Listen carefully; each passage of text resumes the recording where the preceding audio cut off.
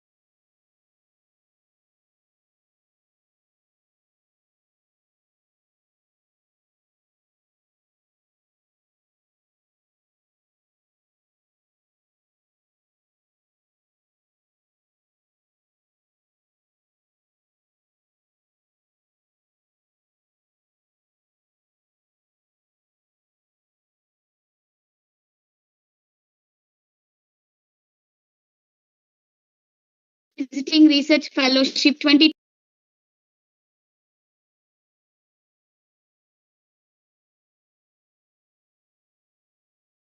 Evaluating feminist ethnographic narrative of the 1971 War of Bangladesh, 2022.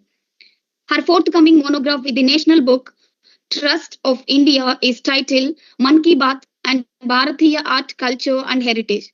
She works in the area of medical humanities, gender studies, South Asian fiction, and graphic novels.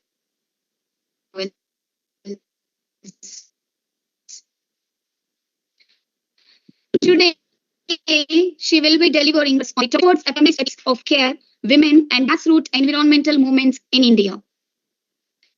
We are confident that her address perspectives and enrich our understanding of the subject. With great information, her keynotes, Madam Dr. Priyanka Tripathi, the virtual floor is yours. Thank you so much, Dr. Venkata Lakshmi, and very, very thankful to Professor PVN Malleswara Rao.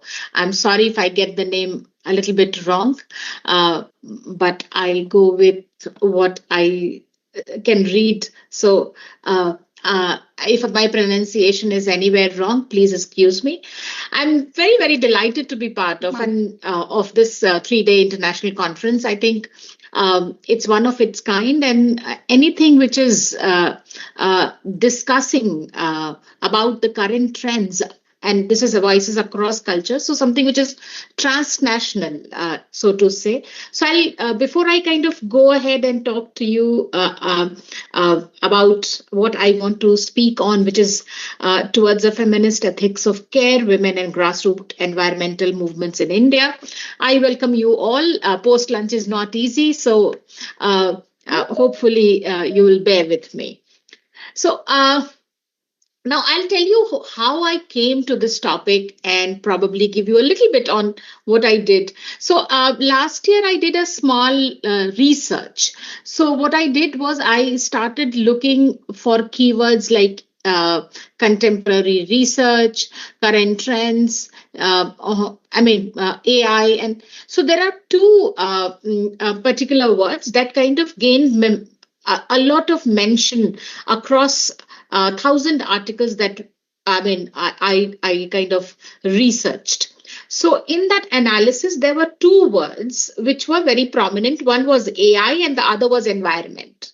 And hence my interest towards environment grew because I was realizing that it's an issue that we should kind of all talk about. But I think it is then I realized that no, this was more than what I should have thought. And I then looked into a framework which is called Feminist Ethics of Care.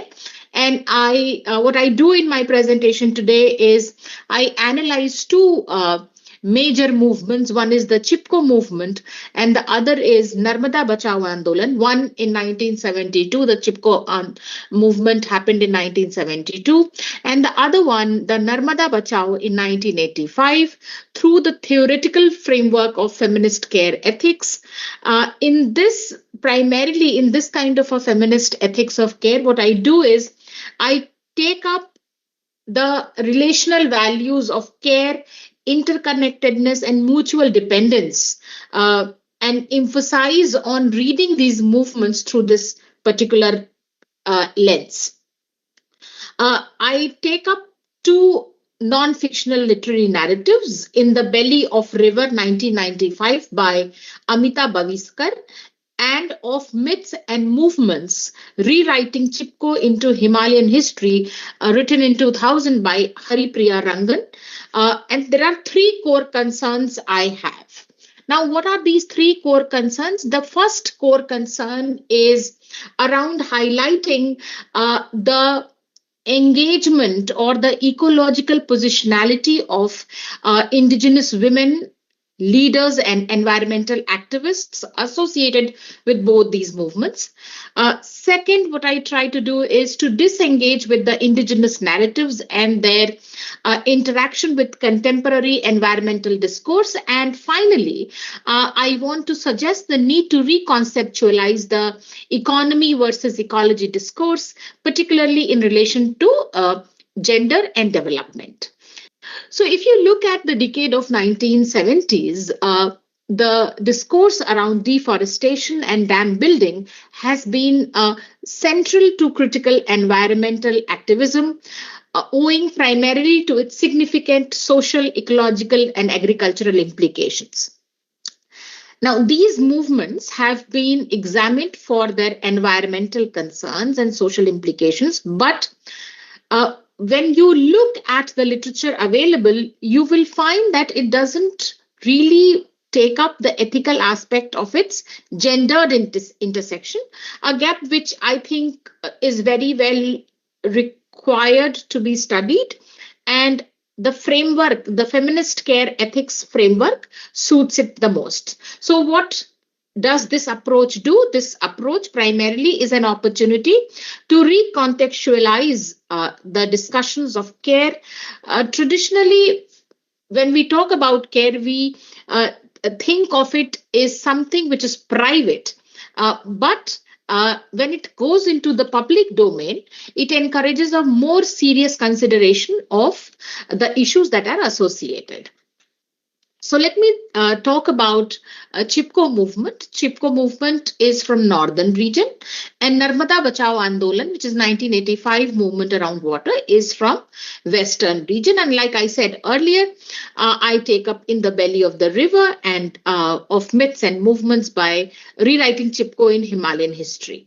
Now, if we look at In the Belly of River, we find that Baviskar chronicles the Bilala tribe's experience in the Narmada Valley.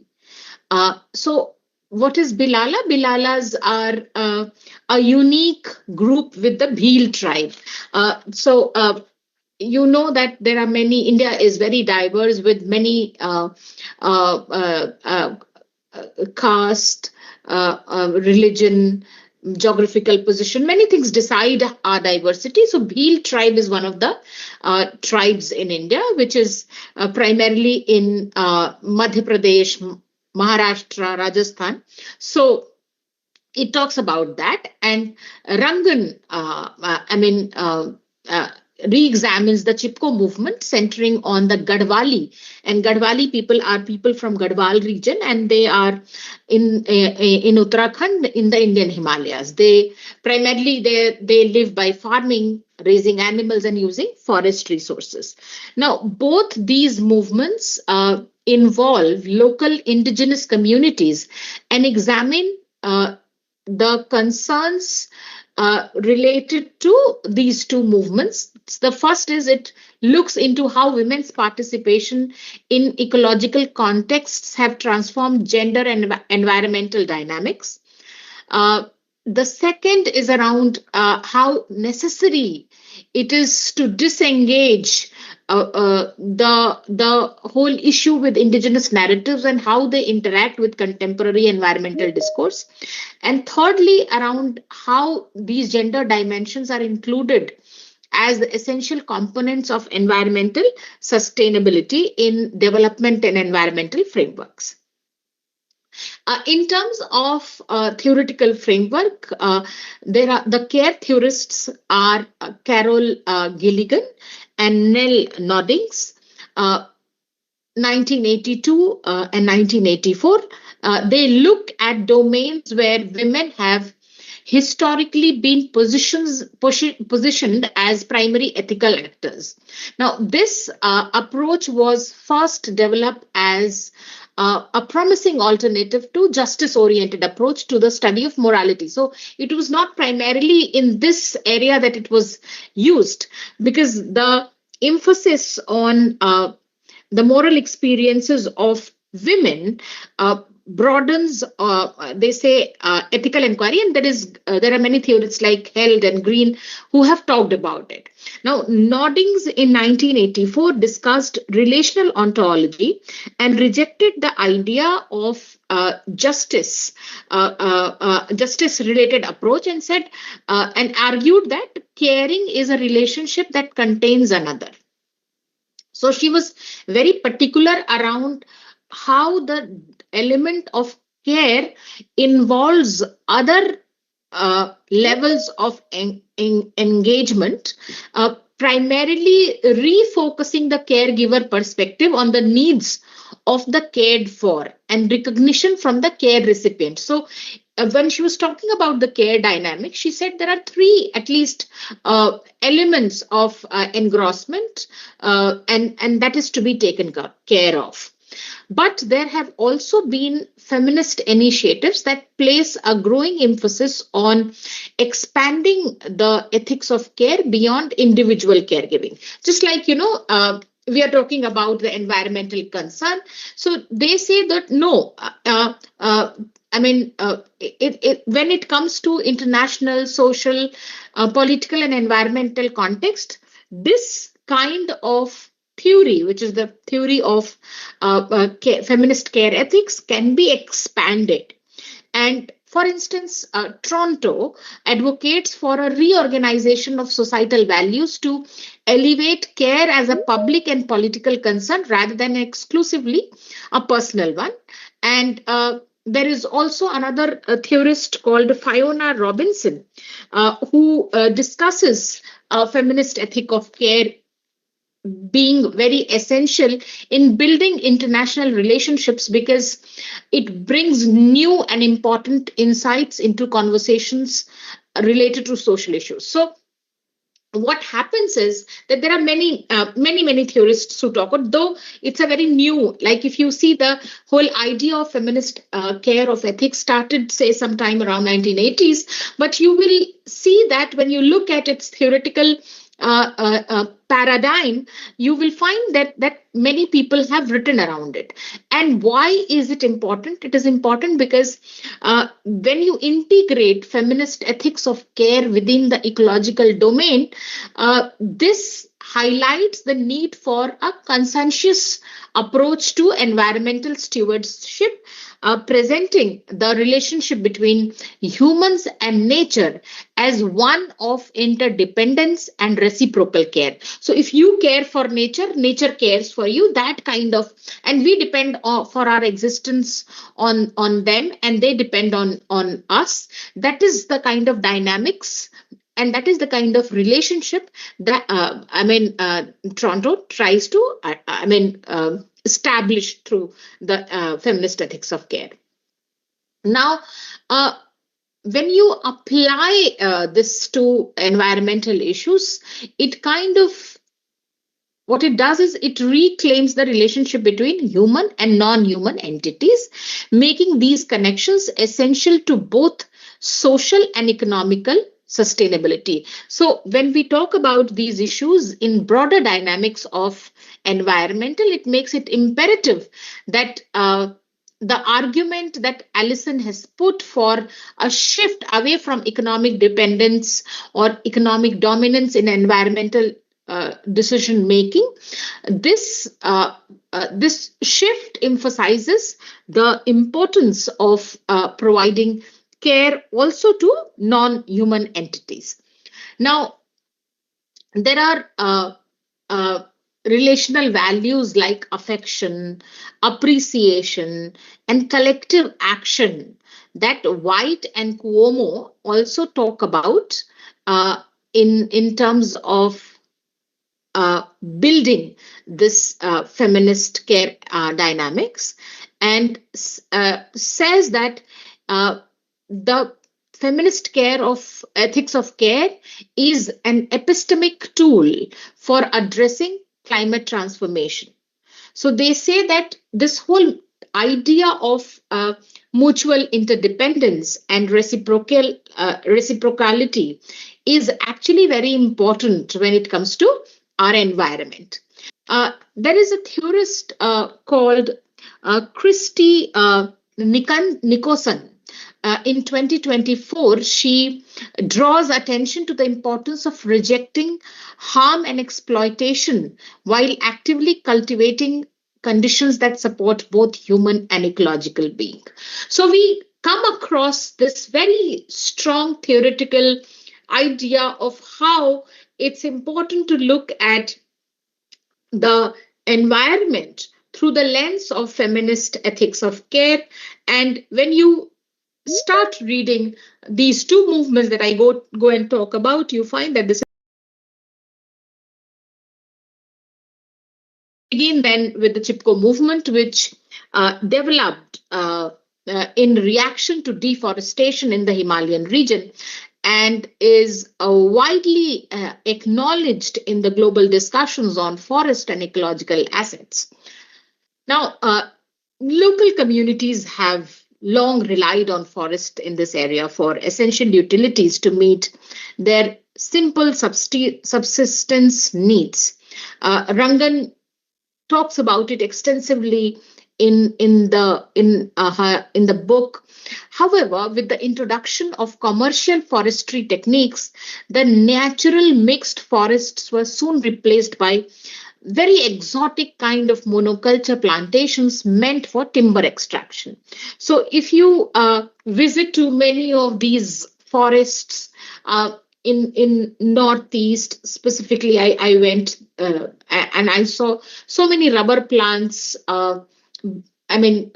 primarily around making rubber and things like that. So, you will always find that there is a kind of a commercial forestry technique that is being employed in what was earlier only a forest and not used for any other purpose, but it was basically maintained and used by people of the indigenous communities.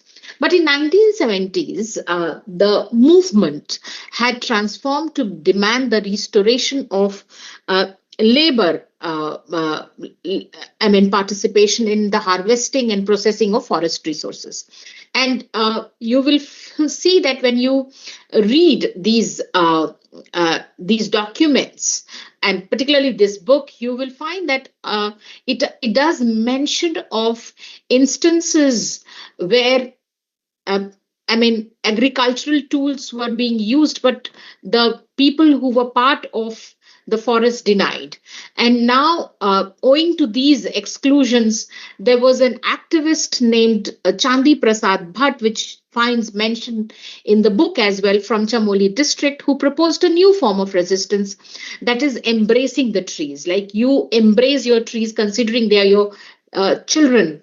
And he stated, and I quote, let them let them, in the sense the forest department, know that we will not allow the felling of ash trees.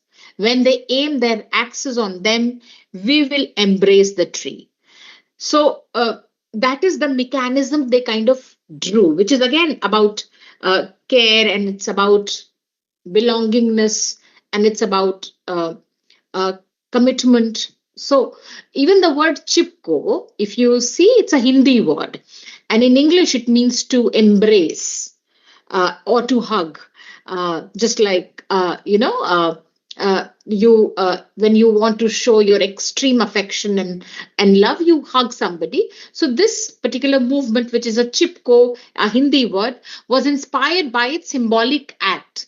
However, it can be argued that it was not until women actively participated in the protest that the woman movement gained substantial momentum and started to reshape the development narrative. And when women participated in what Rangan refers to as the real struggle for life between, say, 1974 and 1981, their environmental care ethics shifted the demands of the Chipko movement from being solely economic to being more comprehensively ecological. And when the government announced plans to auction more than 200 trees in the Rendi forest, a crucial ecological zone inside the sensitive catchment area of the Alaknanda River in January 1974, changed the orientation. And that was pretty much noticeable, and Rangan mentions it. So village women actively resisted in this setting. And Rangan writes, not caring for the odds against them, these women rushed to the forests and clung to the market trees with angry tree fellers threatening them with glistening axes. So it's not that Rangan mentions about how women went out of the way to save the forest in during the Chipko movement, and at some other point, it's mentioned they said about maintaining and continuing and repairing their environmental responsibility by resisting to this cutting of the forest. And the involvement of local women gradually changed the focus of the movement.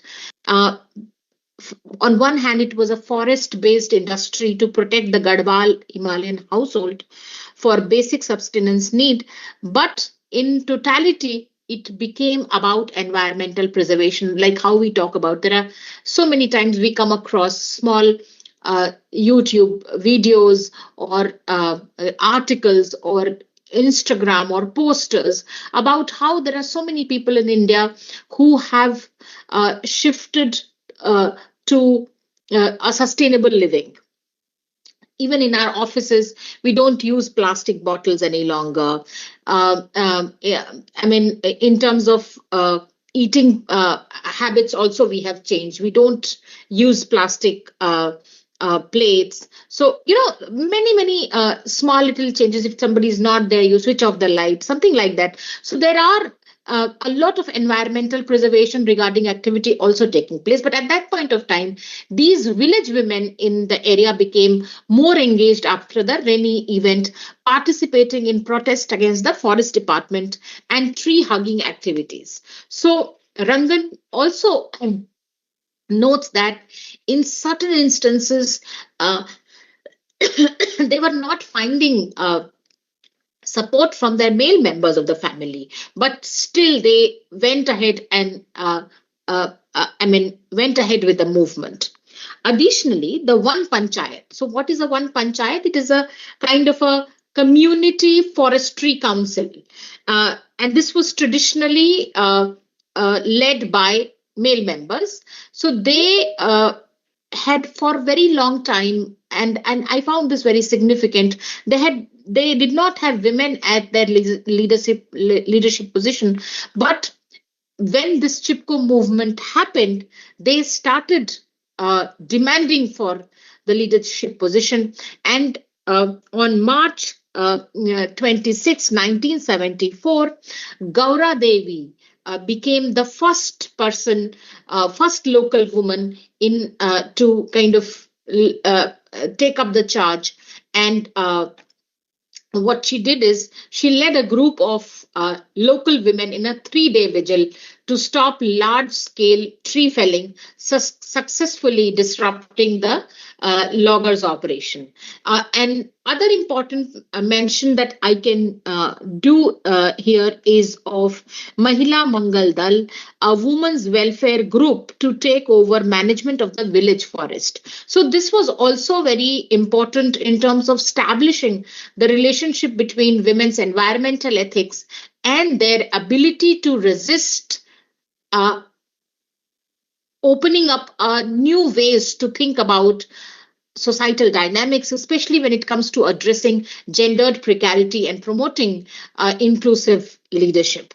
Uh, so you find that it in feminist ethics of care in relation to the environment significantly contributed to the development of many ways of international alliances, because if you look at how Chipko movement transformed the policy making, you find that in 1976, we had the Tree Protection Act of 1976, which made cutting down of any protected tree illegal. And other than that, we also have the establishment of National Ministry of Environment and Forest, MOEF, and the Forest Conservation Act 1980, which set down rules very strictly about how these activities around environmental preservation are mandatory, and anything going against it will be a kind of a crime. Uh, the second movement that I take up is Narmada Bachao Andolan and how it became a case of sustainable development.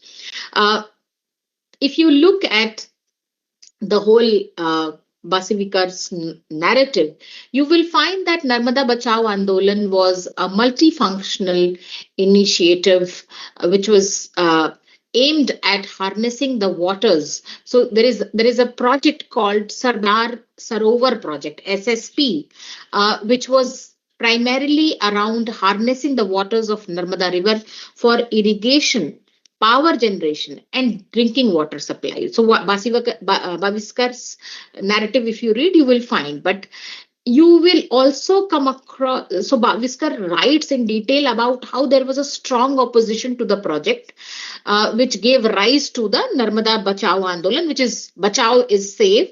So how it kind of talked about saving the Narmada.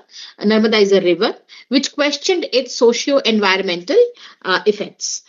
Why this happened? Because the reservoir of the dam caused widespread submergence, endangering large forested hills and focusing out Adivasi communities that have long relied on these landscapes for their livelihood. So, uh, as for Adivasi forest, in addition to being the primary economic resource, are an essential component of what you can call India's cultural and spiritual world. So there are many Asian societies that are modeled on the forest, and the Adivasis of the Narmada Valley share an enduring connection with nature. Now, this comprehension pervades a primordial link between God, land, and the Adivasis, a relationship that remains unmediated by the temporal authority. So, Bhaviskar talks in detail about how stones, hills, and trees have spiritual meaning and and I quote him, actively intervene in people's life. So I was doing a project on Adivasi, on documenting the female deities, and I came across several uh, symbols in which the Adivasi community felt it was the god. So Bhaviskar also talks about it, and this means that the large scale flooding of these areas not only destroyed individuals' material livelihood but also disrupted their deeply ingrained social and cultural systems, leading to widespread dispossession. Uh, Consequently, Narmada Bachao Andolan had concentrated its efforts on projects like SSP, which is Sardar Sarovar project, one of the 30 large dams planned under the Nirmada Valley project. So it was a big project, but the whole idea of displacing people, loss of ancestral lands, and disruptions to the traditional way of life became uh, problematic in the sense that while everything around seemed like financially and economically viable, there were still concerns. And you will find that activists like Medha Patkar and local men and women collaborated through Sanghs and Andolan, a kind of a revolution to oppose the project. And these grassroots groups not only brought together marginalized and indigenous people, but they also altered the ways in which resistance was defined by positioning their voices and lived experience at the center. So sometimes, they talk about these Bilala tribe, the Bhils of MP and Rajasthan. They said that honor for them was a fundamental, and social continuity was something that they were looking for. And in cultures like these, while men have the reputation of being very honor oriented and assertive, women's reputation is associated with loyalty and sexual integrity. Uh, so Adivasi women found ways to resist despite these limitations. So what if you read the Bhaviskar book, you will find that it talks about very clear cut guidelines, or clear cut binary. I'm sorry, not guidelines, but binary of how the society was constructed. But going against this, they navigated social norms, frequently using their traditional relationship with the environment as a catalyst for collective action. Now, their participation in the Sangathan, which is the union, activities demonstrated. So, what did they do? The opposition to cattle proof trenches, which limited the community's access to essential forest resources, is one instance. Protesters, both women and men, resisted by blocking trench digging and physically attacking workers brandishing spades. They maintained that policies such as CPTs, which is cattle proof trenches, so you don't let the cattle graze everywhere, were indirect forms of control that exacerbated livelihood difficulties and undermined attempts to protect natural ecosystems and environmental integrity. So, the Andolan enabled women from Nimar, who traditionally occupied domestic spheres, to enter public spaces. So again, just like you saw in the Chipko movement, even here women came out and they challenged the people, the police who was there, the politicians who were there, the bureaucrats who were there, and everyone who was the surveyors, and said that this can't happen.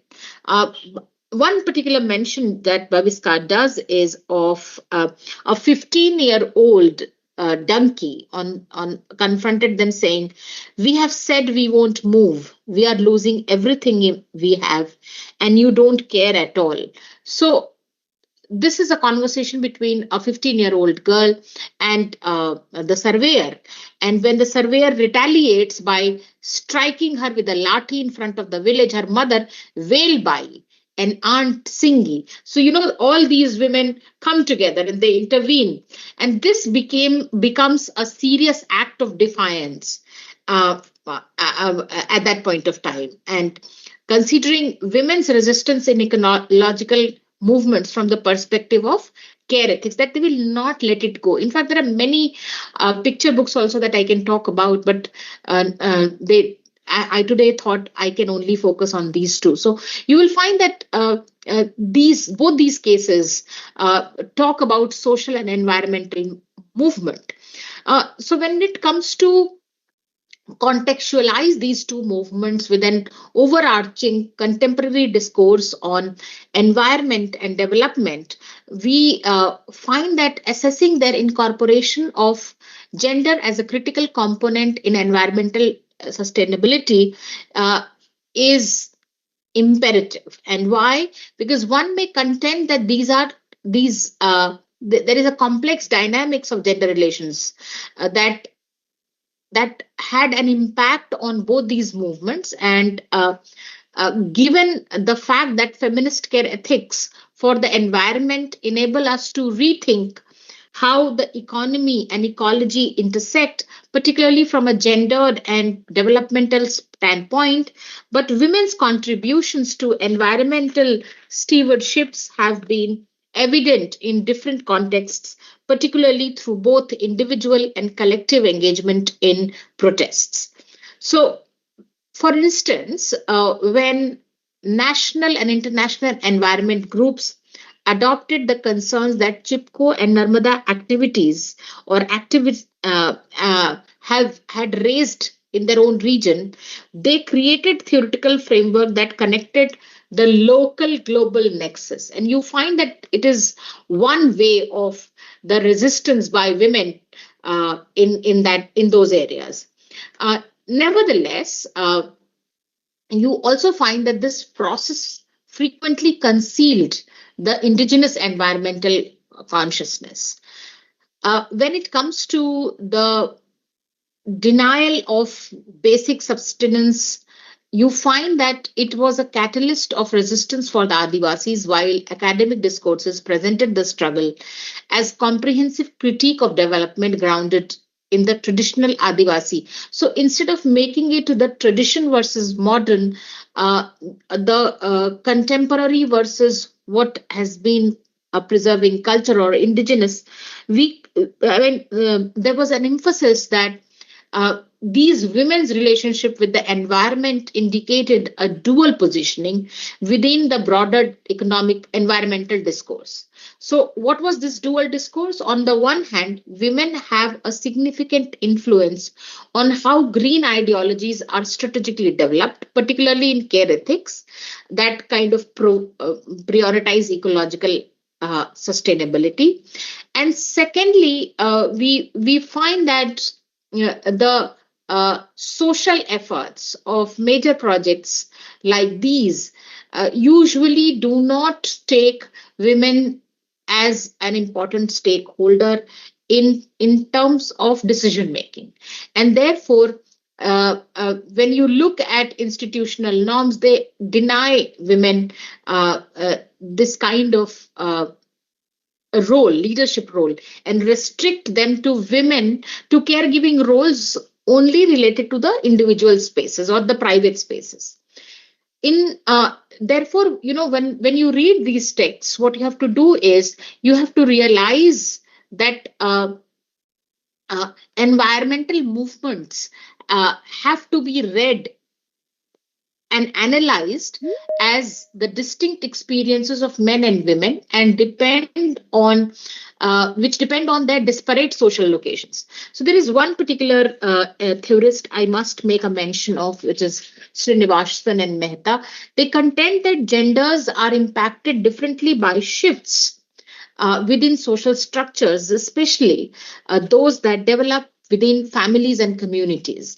And incorporating the gender movements, what happens is that when you incorporate these perspectives into these movements, it becomes crucial, because without them, mobilization is insufficient and lacks the voice consciousness required to accurately represent women's experiences and contributions. So, in order to advance ecological justice and gender equity in environmental discourse, it becomes imperative to address these dynamics. So when you analyze these both these texts through the lens of feminist care ethics and many more movements like this, you find that this particular perspective to environmental discussions uh, uh, brings in a considerable attention, whether it is Chipko movement or Narmada Bachao Andolan, both. Because of the feminist intervention, they reimagined and reconfigured the gender relations across social and political context, especially focusing on what you can call the fostering equitable gender dynamics, challenging the existing hierarchical dualistic constructions of man woman dichotomies, public private dichotomies, active passive dichotomies. Secondly, the urban kind of an intelligence group and local activists have been very fundamentally foundational to appropriation of indigenous environmental awareness. And if you read this particular literature, it will term it as problematic and contentious.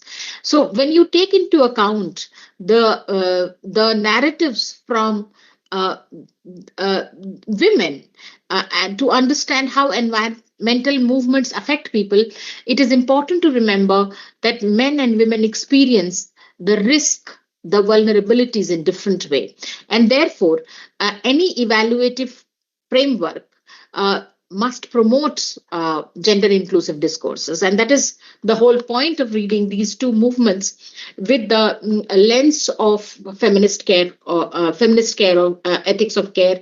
Because when you include these two, this particular kind of a theoretical dimension into one, it becomes one idea of not only catering to diversity, but also inclusivity, which is kind of important in such a discourse, because environment, like I said from the earlier, it is everybody's concern. So on that note, I think I will stop and take up any questions if there are any.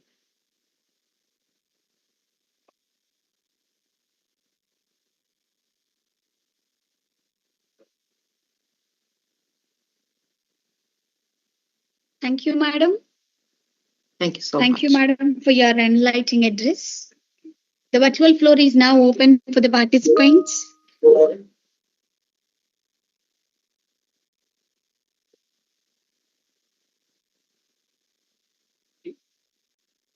the virtual floor is open for question and answers. The question and discussions, participants may kindly raise their questions in their chat box.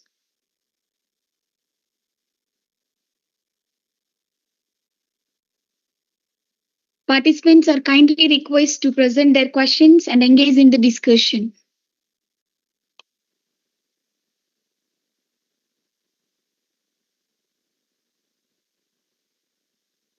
So, Ajendra Singh, sir, please. You mentioned you have a question.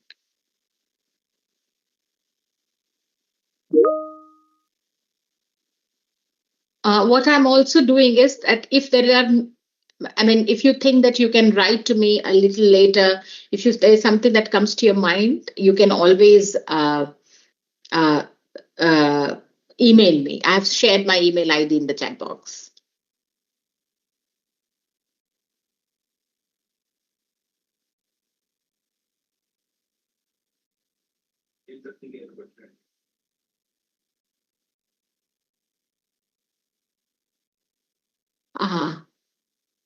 Ma'am, there is a question in chat box. So should I go ahead? Yes, ma'am. So the first thing is about what do they say? Agrofeminist. How do these Andolan give intersectionality in it? So see, what I want to say is in terms of the kind of presentation I made. So when you talk about agrofeminism, a term which is, I don't know if this is FI, I think it's just a spelling error. What you mean is agrofeminism. So which means that even in terms of agricultural space, how does the intersection of women work? Now, why I'm saying this, that if you look at many of these positions, so we talk about men-woman binary quite a few times. That is one intersection which is taken care of. But in the context of India, it's not intersectionality, but multi-sectionality. So say, for example, if we say rural woman, so or indigenous Adivasi woman. So even within Adivasi, who goes to school will be a different a kind of an intersection. Who has a little bit of resources, that also is one of the other intersection. Now, who has a little bit of access to information, like, there are so many policies that come from the government, but many times there are so many people who are unaware of those policies, and despite so much of hard work, it's on radio, it's on TV, it's on YouTube, it's on Instagram, so many places, but even then the kind of diversity we have in terms of even one category of women, it becomes very difficult. So that is what I meant. So when you take up these kind of big environmental concerns, what happens is that any aspect cannot be taken away. Yes, Vandana Shiva did talk about. I know about Vandana Shiva, because no discussion on environmental feminism or environment can be complete without her. But what I meant to say, and my reading of environmental concern is through the feminist ethics of care. So I read these two movements in terms of feminist care of ethics theoretical framework. And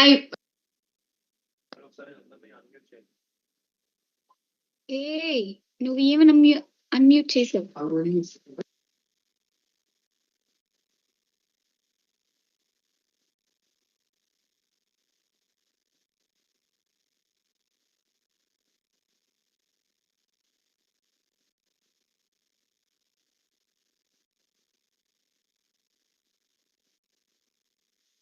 Madam, please unmute your mic. I don't know how it got muted. I didn't mute. No, madam. Actually, we have a problem, right? Dear participant, you can unmute and ask questions, because it's somehow difficult to them to type something somehow. Okay. I request the participant to unmute your mic and you can answer the questions. Participants are kindly requested.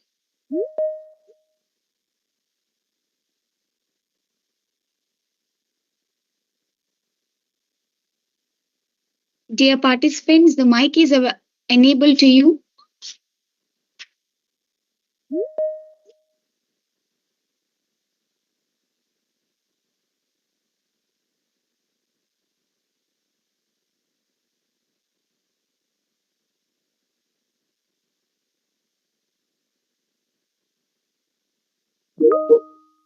Thank you, madam. Thought-provoking session.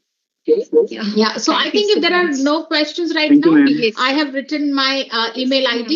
They can always feel free to write. Madam, Ajendra Singh sir want to speak, I think. Okay. I think I did give answer to his question, but if he wants, yes, ma'am. Yes, ma'am. Thank you, ma'am. Hello. Yeah.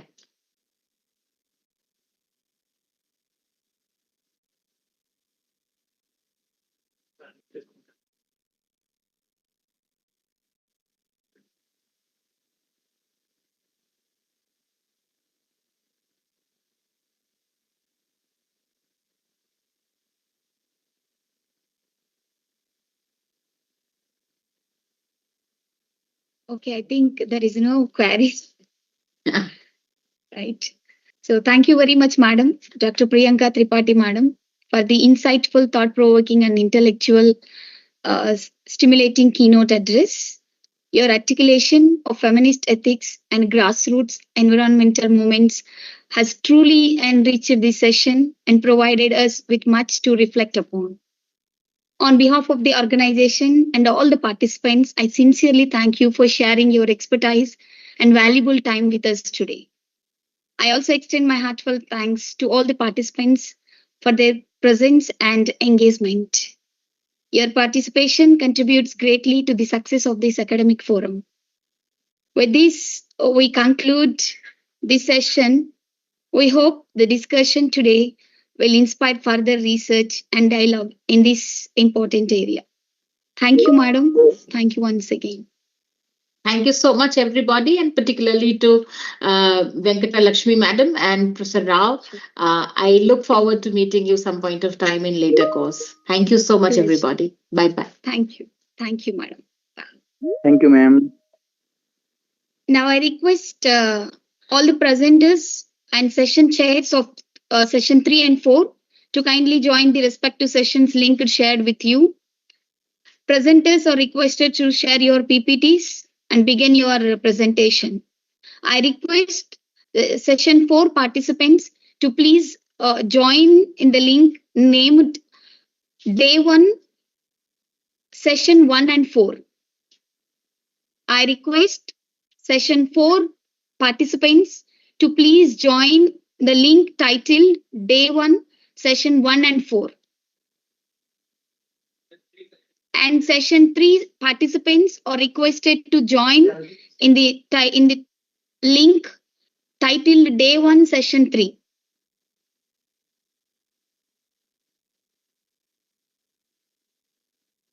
Hello, ma'am. Hello, sir. Ma'am, my presentation time is after day tomorrow. Then it is necessary for me to join tomorrow. Sorry, sir. Ma'am, 14th of Feb को मैं presentation है ma'am. Then it is necessary to join tomorrow, ma'am. Yeah, directly I will join on 14th. Sir, you please join in the resource person session, sir. Yeah, It sure. is mandatory to join in the resource person sessions. If you are interested to join in the presentation, you can, sir. Okay, ma'am. Thank you. Thank you, sir. Okay.